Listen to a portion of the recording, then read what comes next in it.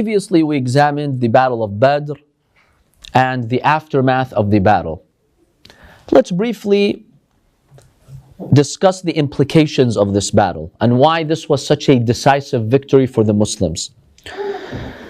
The Battle of Badr was extremely instrumental in making it clear to the Arabian Peninsula that this Prophet and his followers are not to be disregarded. Because many tribes, they saw this man with those early Muslims as a cult-like figure. They're weak, they don't have any political backing from anyone, so nobody really took them seriously. After the Battle of Badr, that changed. It was a turning point in the religion of Islam, where other tribes in Arabia started to think, wait a minute, Muslims are now a political force in Arabia. They were able to defeat the Quraysh of Mecca, even though their numbers were 1/3 the numbers of Quraysh. So that really gave a lot of prominence to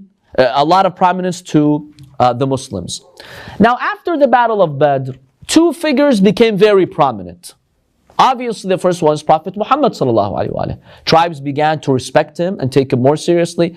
Number two, guess who else became very prominent? He's an enemy of the Prophet, but all the spotlight went on him. Abu Sufyan.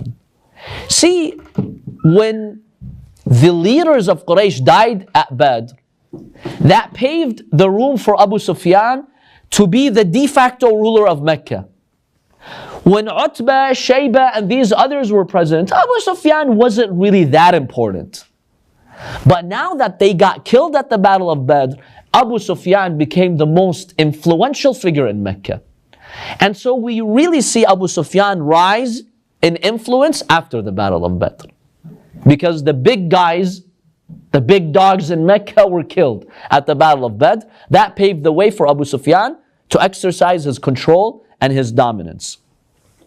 Now, Abdullah ibn Ubay, you remember him, the leader of the hypocrites in Medina, who wanted to be the leader of Medina, but then the Prophet came and that disturbed him.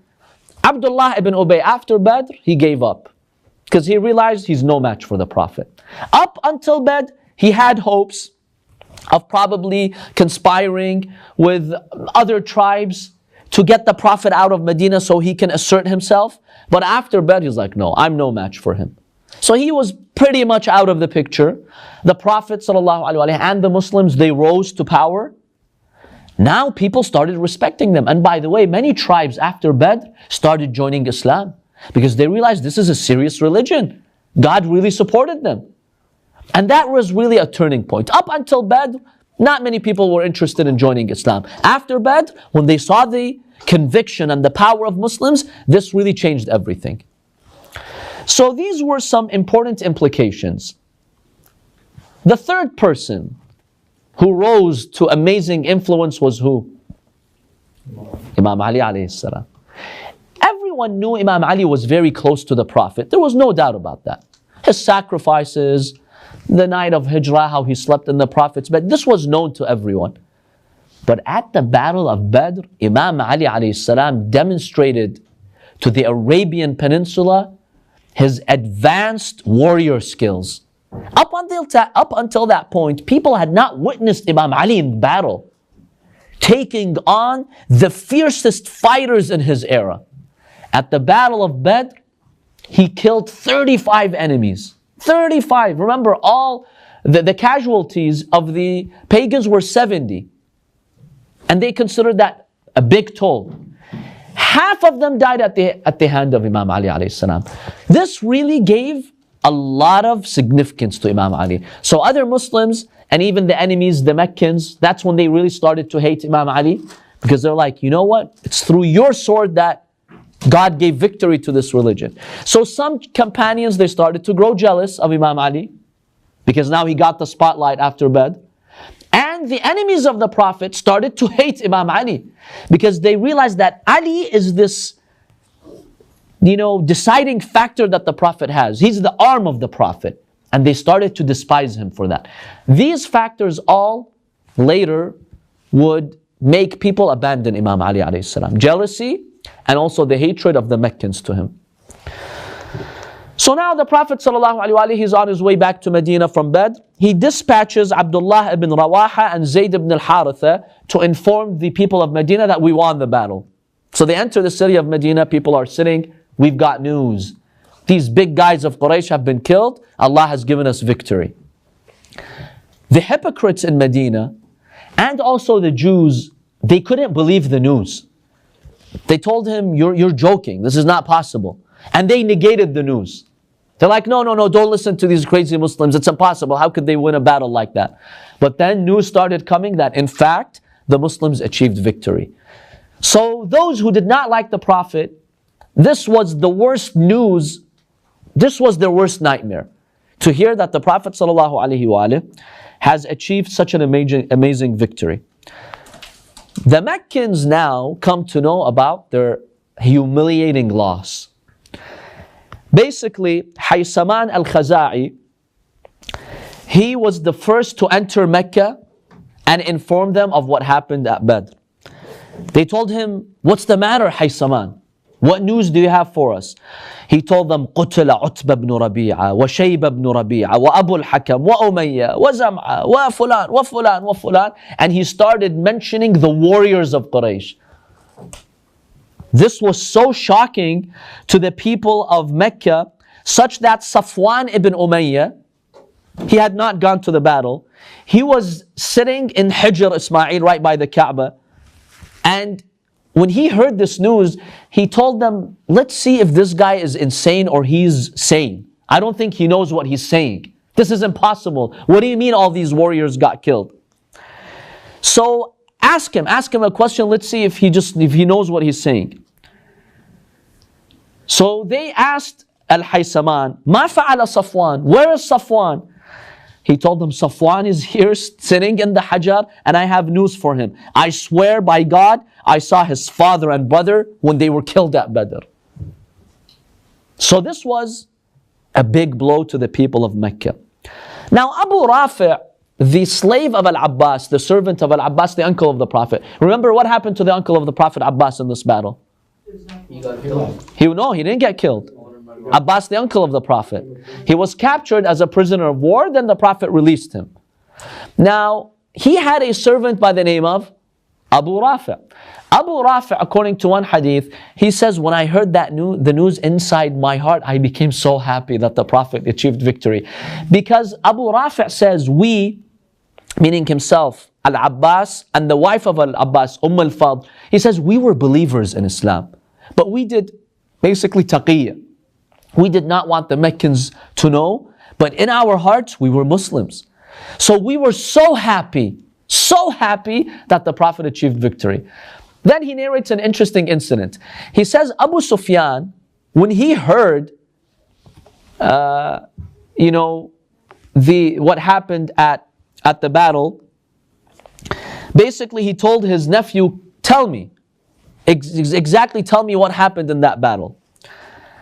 So his nephew is telling him what happened at the Battle of Badr. He says, I don't know what happened, but basically, suddenly we saw the Muslims killing us left and right. They started holding us captives, and I even saw heavenly figures fighting from above us, supporting the Muslims. Abu Rafi', he says, I couldn't control myself anymore.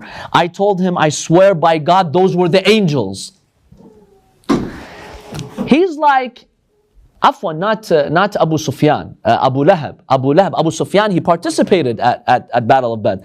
Abu Lahab, he asked his nephew, the name of his nephew is Abu Sufyan. Abu Lahab said, because remember, Abu Lahab chickened out. He didn't want to go to the battle. He stayed behind and he paid 4,000 dirhams to someone to go. So Abu Lahab is telling his nephew, tell me what happened at Badr. So he's telling him that these heavenly figures were fighting. So Abu Rafi' says, I came in the presence of Abu Lahab. I said, I swear to God, these were the angels. He's like, Abu Lahab got so upset that I said that. He came and he beat me. Remember the story? Let's elaborate on it. So he beat Abu Rafi', the slave of Abbas. Al-Fadl, the wife of Al-Abbas, She was so furious that Abu Lahab harassed Abu Rafi' like that, their servant. So she got up and she dealt a blow to his head. She hit Abu Lahab on his head. Now remember, Abu Lahab is her brother-in-law, because she's the wife of Abbas. Abu Lahab is the brother of Abbas. They're the uncles of the Prophet. So basically she hit him. And she told him, how dare you hurt him? Would you dare do that if Abbas was present? Now that Abbas is not present, you have the audacity to hit his servant? When Abu Lahab got struck by al-Fadl, number one, and number two, when he heard that these heavenly bodies somehow supported the Muslims, he was so fear-stricken, he started to shake uncontrollably. 7 days later, he died, and we talked about how he died, if you remember. So this was the end of, Abu Lahab. Now, the spreading of the news of the death of 70 persons from amongst the dear ones of Quraysh really caused, this anger in the hearts of the Meccans. How could this happen? So do you know what Abu Sufyan did? Look at his evil tactic. In order to keep Quraysh in the state of anger and to feel that indignation and humiliation, and to be sure that everyone in Mecca wants to seek the revenge from the Prophet and the Muslims, the Meccans, under the leadership of Abu Sufyan, they banned anyone in Mecca from mourning their dead. It's completely banned to cry for the dead. You can't cry. Is that what extremists do now? I don't know what they're called. But some extremists do that because that creates revenge. Exactly. See, when you cry, that kind of releases your emotions, right? It relieves you. But when you're not allowed to cry or mourn your dead, that builds up the resentment and the anger. So basically, Abu Sufyan said, no family, no one here in Quraysh is allowed to cry and mourn their dead until we see the destruction of Muhammad sallallahu alaihi wasallam. And you know what he did? He says, I myself, I've made an oath with God that I should not sleep with any woman until I seek my revenge from Muhammad sallallahu alaihi wasallam. And that was just to, arouse that manly anger in himself. History tells us about an interesting incident that happened here. Al-Aswad ibn al-Muttalib, he felt really strong indignation because 3 of his sons were killed at Badr. And remember, he's not allowed to mourn them, cry for them. They're his sons. And this was really difficult for him. So one day he was passing by and he heard the wailings of a woman.